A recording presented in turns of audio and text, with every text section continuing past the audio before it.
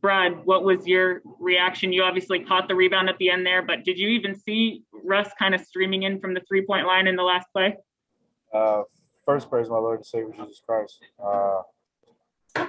Initially, I didn't, but then I seen a red jersey just flying out of nowhere, and I just knew it had to be Russ. It couldn't be nobody else doing that. So, that was definitely a heads-up play, smart play at the end of the game. Just keeping the ball alive and, making a play for us. And I was able to come up with the rebound and dribble it out. It's a hell of a heads-up play by Russ. And you've spoken about how important it is to carry momentum from the first half into the second half. To have a win like this, a physical win over kind of an upper-class team, what's that do for you guys going into the break here? It was great, but we always still have that mindset. We still got a lot more work to do. We still haven't accomplished much. It was a great way to end our break, but, the team that beat us before this, we got them the first game coming out. So we definitely still got that in the back of our head, and, we got to make sure we're ready to go come next week. Chase? Brad, given how much turnovers were a problem for you guys in your last game, how important was it to only commit 9 of them tonight? I just looked at that. What else? That's key for us, man. Whenever we're able to just take care of the ball, get a shot up every possession, we think that's what's best for us. Give ourselves an opportunity to put points on the board versus the other team. So, to see we only had 9 tonight, that's just a testament to us just moving the ball, sharing it, making the right play, being unselfish, and just having fun, man. That's really good to see. Whenever we're turning the ball over, not getting shots up, I think tonight we were a lot more active cutting, a lot more ball movement, player movement. I think a lot of times when we're stagnant, that's where a lot of our turnovers come in at. So it's good to be able to see us get back on track. And I'm not sure if you saw because you were actually playing in the game, but you were drafted to the same All-Star team as Jayson Tatum. I know you guys were kind of rooting for that. What's your reaction to being able to play with him? I'm excited about it. We've never been on the same team before ever in life. I don't even think in pickup we've been on the same team. So it's definitely great to be able to share the same floor with him. I'm one of his biggest fans, and I'm proud of his growth and his maturity at a young age. And he's only 23 now. So, for him to be able to be on the stage he's at the time in his career it's heartwarming for me. But I'm just happy that we're able to share the floor together as starters, making a name for ourselves, our city, and our families. Fred? Brad, I know you don't have to do it anymore, but you competed against Russ for 8 years before you were teammates. Normally, guards do not fly in for rebounds the way that he does. What's that like when you're matching up against a guy who has to do that, and you have to totally change the way that you even conceive of box outs against someone like that? So that's another thing you have to be accountable with Russ for. He's not only a great slasher, mid-range shooter, but he's able to get 10 to 20 rebounds a night. He's going to go in there and get offensive rebounds, defensive rebounds. He's just flying in there, uses his athleticism, and he does a great job of just reading where the ball is going to just fall off the hoop. So for him to make plays the way he does, it keeps teams off balance. A lot of teams like to get out and run in transition. So that kind of slows that down a little bit with the extra guy kind of crashing for us. I know we're not the biggest offensive rebounding team, but, he does keep a lot of them alive for us. So whenever he crashes, we know that he's crashing with a purpose.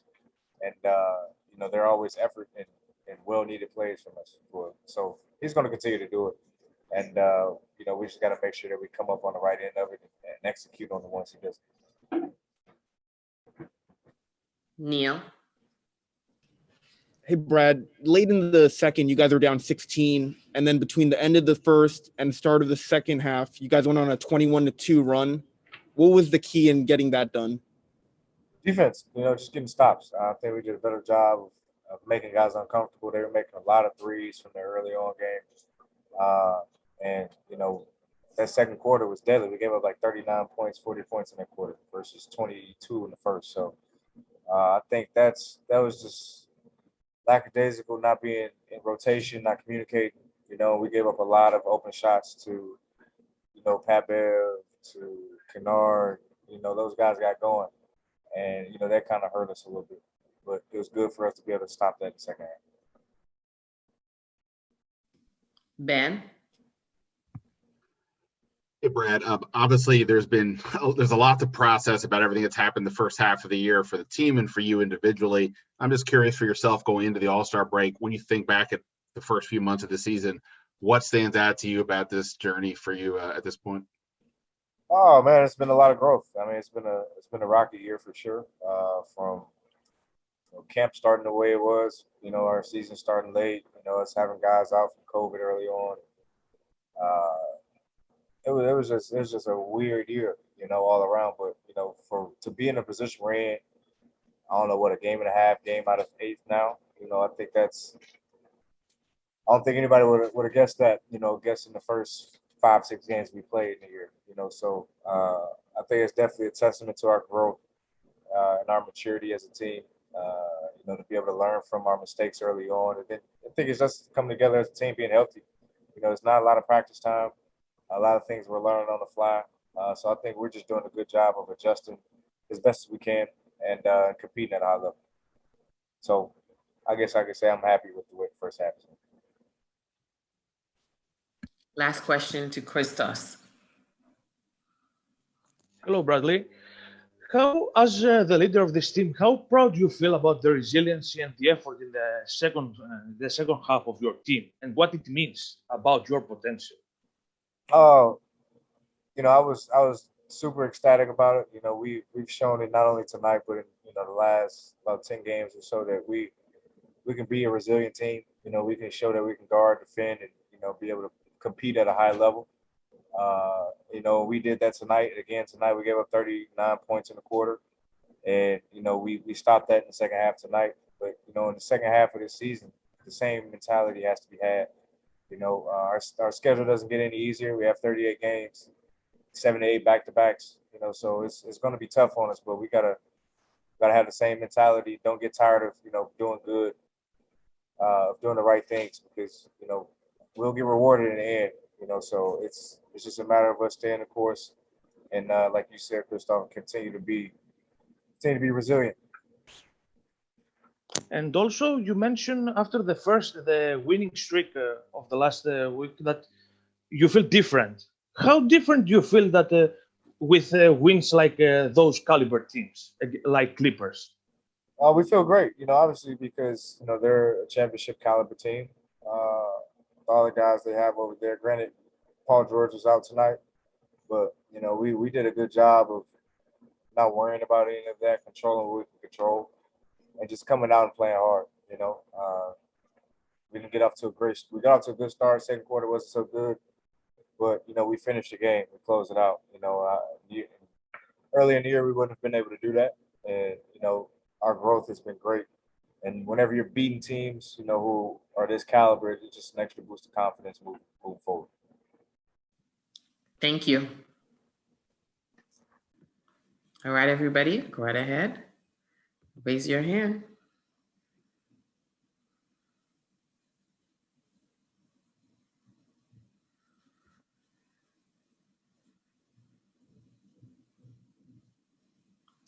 Can you unmute? There you go. Chase? Did you say me, Ketsia? No, I was talking to Mo. He needed to unmute, but he's good to go now. Go right ahead. Oh, okay. I'm cursing now. Just what was your perspective on that final play where Russell Westbrook, obviously came out of nowhere to redirect the rebound? That dude has don't tell him I said this, but he has the heart of a lion. I don't want to give him too much credit, but he is unbelievable. He's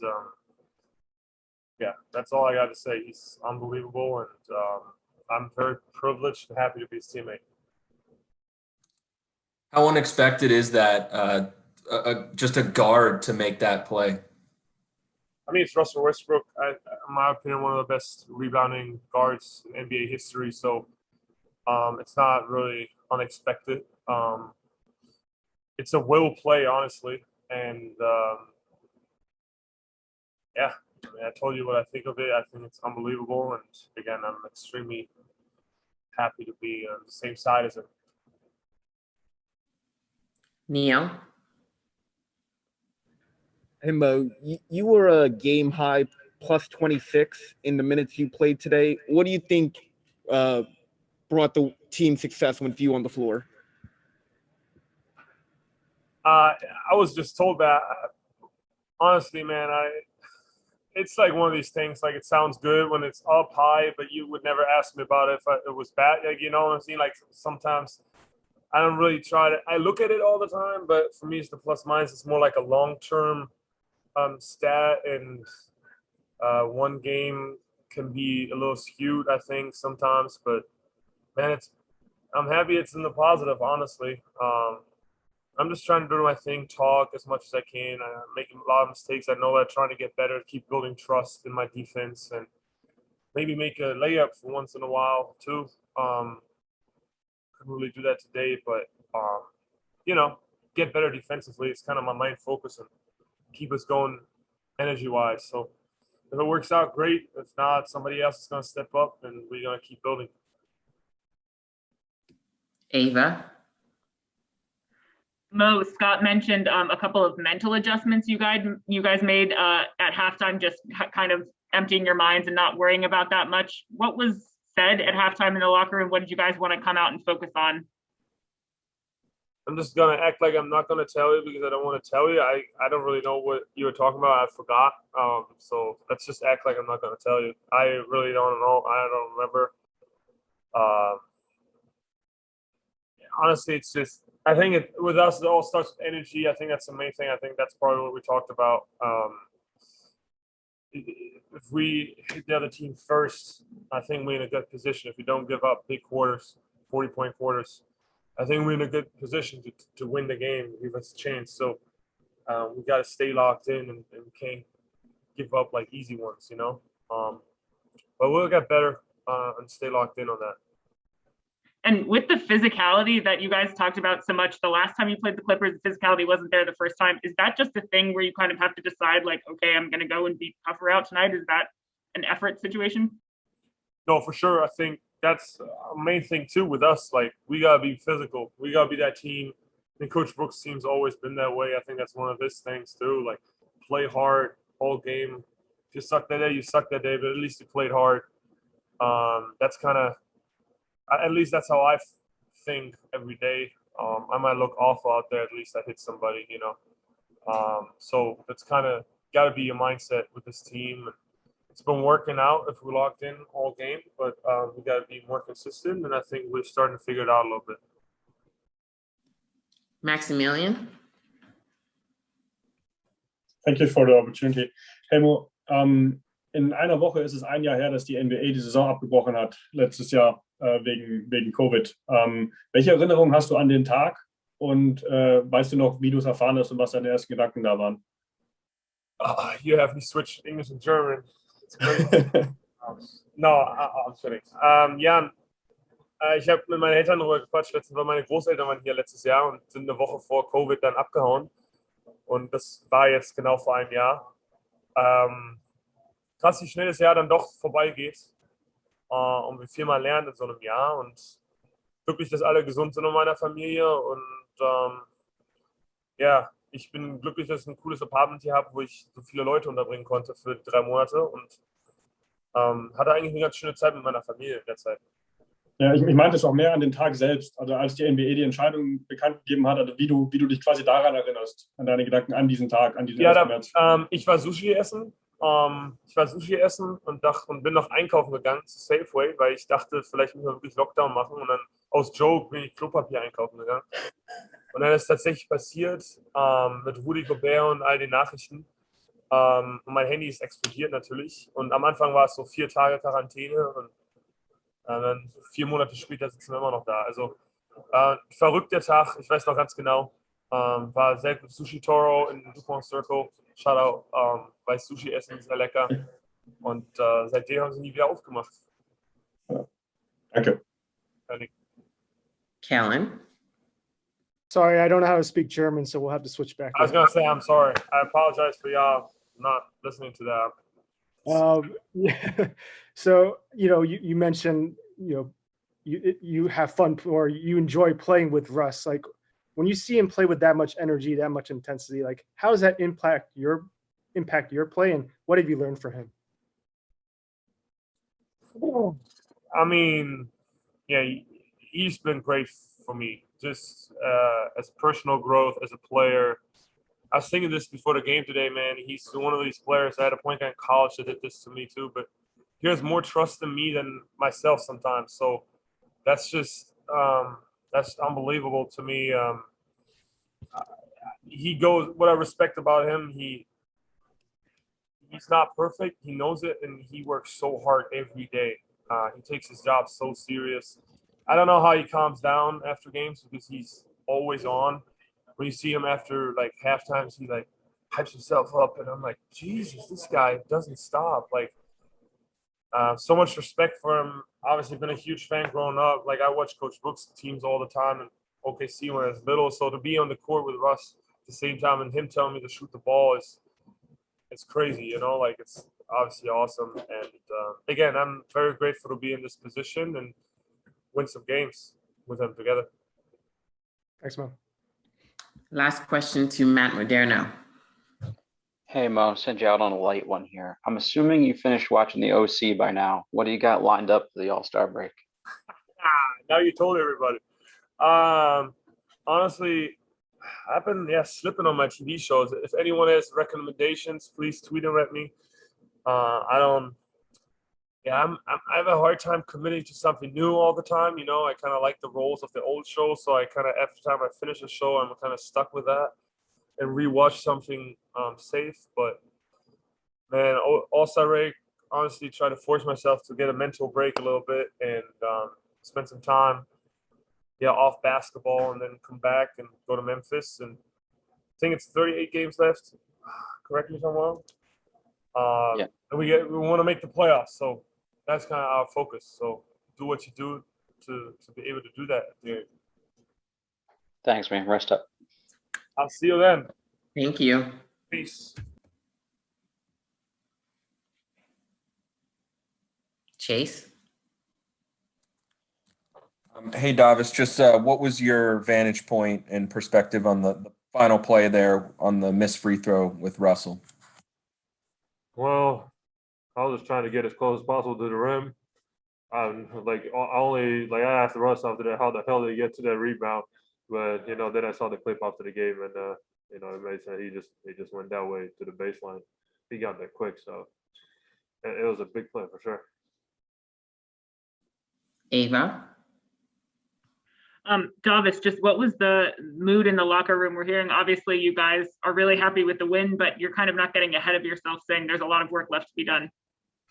Of course, it was great to get the win, not let it out of our hands at the end of the game, and just before the break, there's something good to think about going into the break and then coming back, just play off of that, and definitely another confidence booster, and I think we did a decent job defensively. They're one of the best offensive teams in the league, and that gave us a chance to win.